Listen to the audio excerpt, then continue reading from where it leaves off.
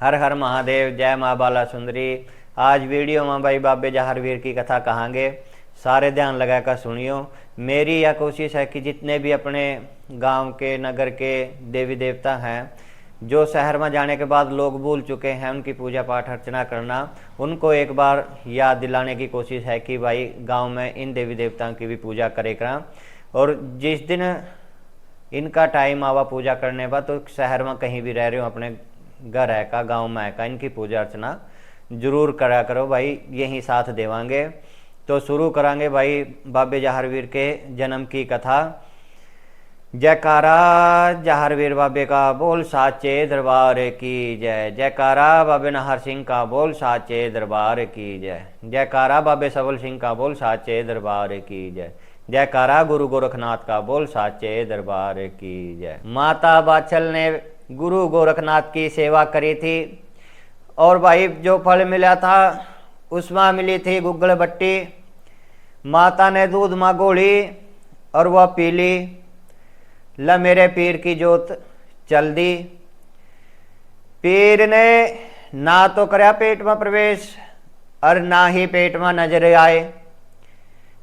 पीर नजर आए सबसे सुच्ची जगह जो शरीर में हुआ।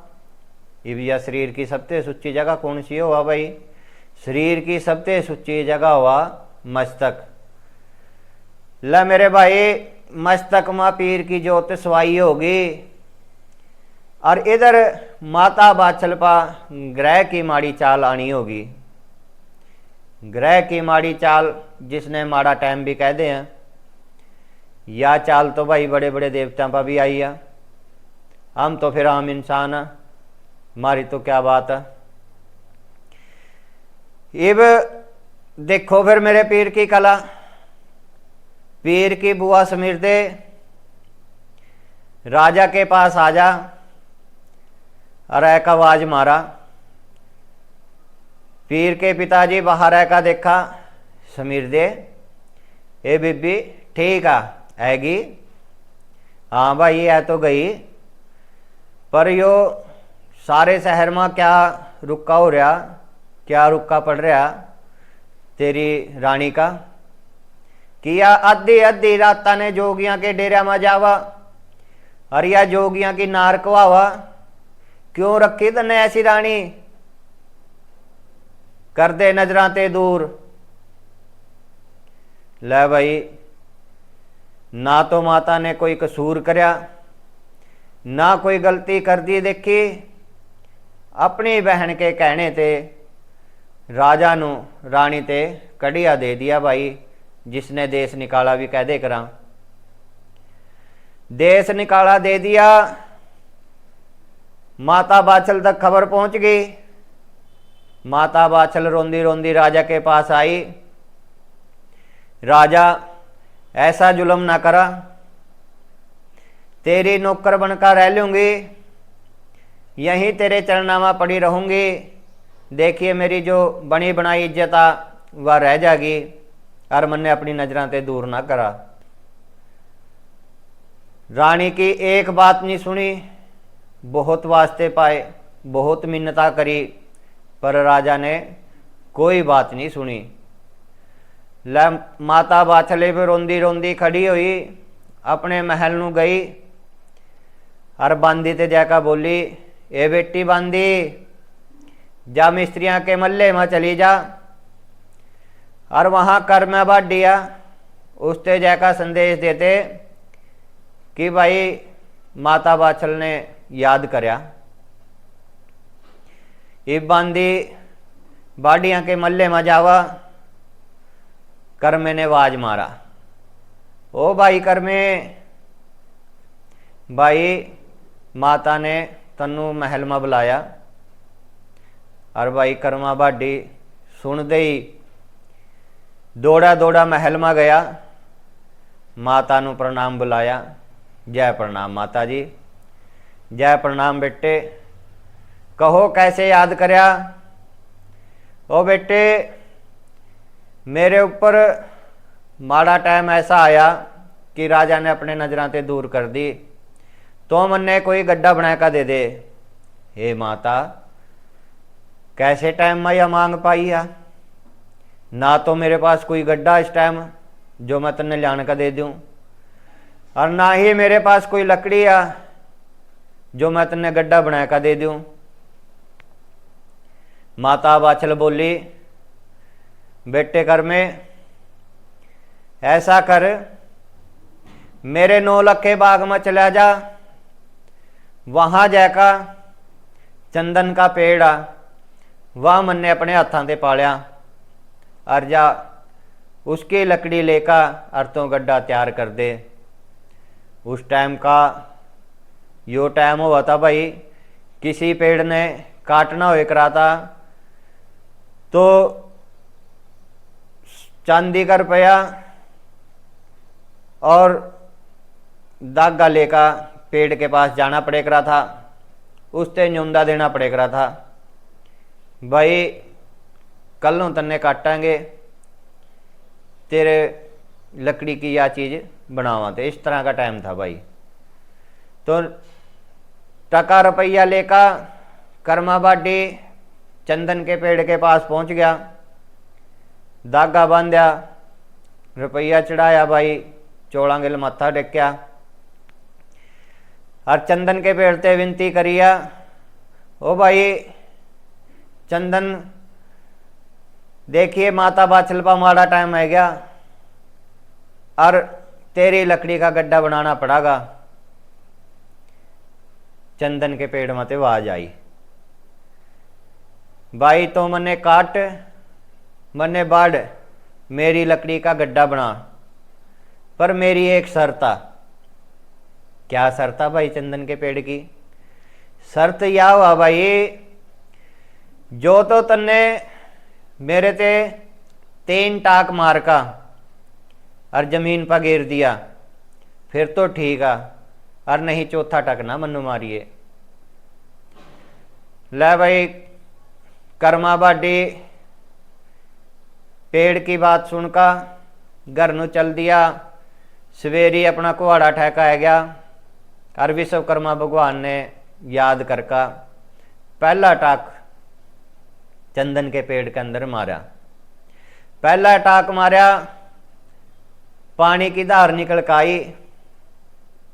दूसरा टाक भी मारा, दूध की धार बनकर आई और आसमान में उड़ गई। लज जिस टाइम तीसरा टाक भी मारा, पेड़ के अंदर ते खून की धार बह कर आई और खून की धार बह कर आसमान में उड़ गई और पेड़ चंदन का पेड़ राम राम करता होया जमीन पर गिर गया। ला भाई कर्मे बाडी ने गड्ढा तैयार कर दिया, गड्ढा तैयार कर दिया भाई, बैल जोड़ दिए। इब बात है कि भाई इसने चलावेगा कौन? क्योंकि राजा ने सारे नगर में डिंडोरी पिटवाई हुई थी भाई, जो भी मेरी रानी का साथ देवागा उसके परिवार ने मैं खत्म करवा दूंगा। इब भाई कौन आगा हुआ? एक लड़का जिसके बचपन में माँ बाप मर जा और वह माता बाछल ने अपने बच्चे की तरह पाला था। नाम था उसका कोल्लू गढ़वाला। माता बाछल कोल्लू गढ़वाले थे बोली, रे बेटे तन्ने अपनी जान की फिक्र नहीं। कोल्लू गढ़वाला बोलिया, ए माता तन्ने मैं अपने बच्चे की तरह पालिया, अरे अब राजा मेरी जान भी ले लेगा तो मन्ने कोई फिक्र नहीं। ले भाई कोल्लू गढ़वाला गड्ढे में बैठ गया और माता बाछल ने अपने हार श्रृंगार तारे और भाई पुराना सा भेष बनाया और 7 गज का घूंघट काढ़ा। उस टाइम में भाई घूंघट यूं ही निकले कराते 7-7 गज के, और जैका गड्ढे में बैठ गई। कोल्लू गढ़वाला बोलिया, माता बोल तेरा गड्ढा किधर नू ले चलिए। माता बाछल बोली, रा बेटे जिस दिन मैं यहाँ ब्याह का आई थी तो सबसे पहला मैं खेड़े के मंदिर में गई थी, तो मेरा गड्ढा खेड़े दादे के दरबार में ले चल। उसी ते अपना दुख सुनाऊंगी, उसी ते अपना दुख सुनाऊंगी। ला भाई कोल्लू गढ़वाला गड्ढे ने लेका और खेड़े के पास पहुंच जा। माता 70 कदम दूर गड्ढे ने रखवाले और पैदल चल का खेड़े दादे के मंदिर में चली जावा। खेड़े दादे के मंदिर में चली जावा भाई। खुले बाल, और बाल इतने लंबे थे भाई कि सीढ़ियाँ साफ करती हुई बाड़ा गिल चली गई माता। और दादा खेड़े के मंदिर में जाकर बैठ गई, गोड्डा में सिर धर लिया, रोन लगी भाई। खेड़े में ते आवाज आई, बेटी बाछल तो क्यों रो रही? तो इतने बड़े महला की रानी, क्या तन्ने भेष बनाया और तो यहाँ बैठी रो रही? ओ दादे खेड़े, देखिए माड़ा टाइम है गया, माड़ा वक्त पड़ गया। अरे राजा ने मेरे ते कड़िया दे दिया। तो उसने राजा ने समझा कुछ कला दिखा। खेड़े बाबे ने देखा भाई ये वह तो देवता है भाई, सारे आगे पीछे की सब जाना। खेड़े दादा बोला बेटी रोवा ना, यो देखिए जो तेरे माथे में पीर की जोत भी जगी है ना, यो ही तन्ने लेकर वापस आवागी। और यो इतना माड़ा टाइम है गया, जो तो यहाँ रह भी जावागी तो तेरे कारण यहाँ से बड़ी लड़ाई हो जाएगी और किसी न किसी की मौत हो जाएगी। देखिए यो पाप तो अपने सिर पर न लेवा। बेटी कुछ दिन का टाइम जा अपने मायके काटा, अपने पेके नू चली जा। लाइव माता बाछल खेड़े नु कहा, ओ दादे देखिए राजा ने तो कड़िया दे दिया, पराई कर दी, और तन्ने भी मेरी नहीं सुनी। अब मेरे वास्ते एक ही रास्ता बचा अपने पेके जाने का। बा खेड़े ने आशीर्वाद दिया, जा बेटे अपने पेके जा, और वहाँ से जाने के बाद यो पीर तन्ने अपने आप वापस ले आवागा। ला माता बाछल गड्ढे में बैठ गई और गड्ढा चल दिया। गड्ढा चला जा रहा भाई, चला जा रहा। चलदा चलदा रास्ते में जंगल भी था। इबला पीर माथे में सोच रहा बैठे हुआ, भाई यो मेरे सबसे पिछले जन्म का दुश्मन का एरिया है गया। और जंदे जंदे उसने यूं नहीं बताया कि भाई यहाँ ने मैं निकल का जा रहा, तो फिर मेरी पीरी भी क्या कहा होगी। ले भाई देखिए फिर पीर की कला। चलते चलते गड्ढा ऊपर उठाया और एक साइड से धरती में पट गया। गड्ढे का तो कुछ होया नहीं, पर नीचा बैठा नाग, रानी पक्का झोल रिया नागन। और भाई सारे जितने छोटे मोटे नाग है भाई, इन सारे का राजा बासंग नाग राम ते बैठा सो रहा, और रानी पंखा झोल रही। बस जिस टाइम गड्ढे के पहिए की दलक पड़ी भी जमीन पर, एकदम फड़फड़ा का उठा नाग। हो तेरी हो क्या होया? और रानी के आसमां ते पंखा कहीं इस तरह हो गया जिस तरह बर्तन से खिंड गए हों सारे। रानी बोली, राजा तो छाती पीट का यूं कह रहा था कि मेरे ते बड़ा कोई सूरवीर नहीं, फिर तो किसने डराया? हे रानी बात तो यह सोचने की है भाई, मैं किसने डराया? फिर पता कर किसने डराया। ला उसी टाइम बासंग नाग ने अपने जोन से प्रोहते भाई वे बुला लिए, हाथ में उसी टाइम पत्री दे दी। देखो भाई पंडितों प्रोहतो देखो इब कि किसने डराया।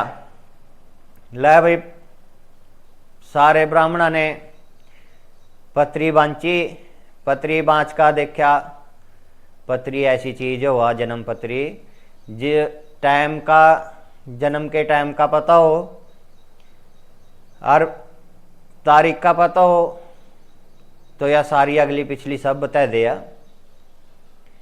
तो पूरी तरह से जांची परखी। ब्राह्मण बोले ले राजा सुन फिर, जिसने तन्नू डराया भी यो तेरे पिछले जन्म का दुश्मन आ, और ये भी इसने जन्म नहीं लिया, इसकी माता अपने पेके नू जहरी है, उसी ने राजा तेरे ते डराया। रानी बोली राजा जिसने जन्म लेने से पहला ही तेरे ते डरा दिया, वो जन्म लेने के बाद क्या करागा। यह सोची आ। इब्बा संगनाग चिंता में पड़ गया। रानी कह तो सही रही है। रानी बोली तेरे पास तो एक नाग है, बड़े से बड़े अजगर पड़े हैं, बुला किसी ने और कर दे अपने दुश्मन की माता ने खत्म, वो जन्म ही नहीं लेने का। ले भाई बासंग नाग ने अपना भाणजा बुलाया। भाणजा कौन भाई? तक्की नाग। तक्की नाग बुलाया। मामा जी प्रणाम। प्रणाम बेटे प्रणाम। क्या बात, इस तरह किस तरह बुलाया एकदम ते? ओ बेटे काम ही ऐसा है क्या, और तेरे सिवा कोई नहीं कर सकता इस काम ने। हुक्म करो मामा जी, क्या काम है?